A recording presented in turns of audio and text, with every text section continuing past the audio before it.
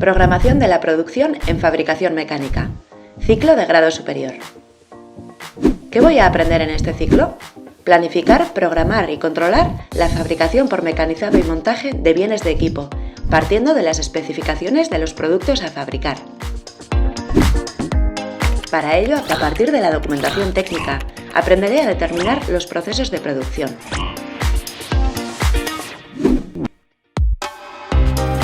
Visualización e interpretación de piezas.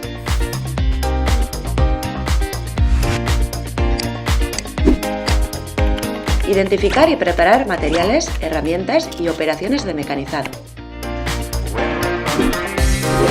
Ejecución de procesos de mecanizado, conformado y montaje. Y en el caso de piezas más complejas,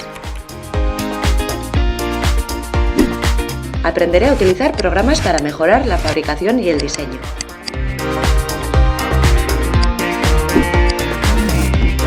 Transferencia del programa CNC a la máquina y mecanización de la pieza.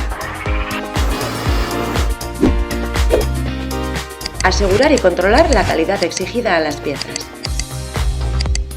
¿Qué se ve al finalizar mis estudios?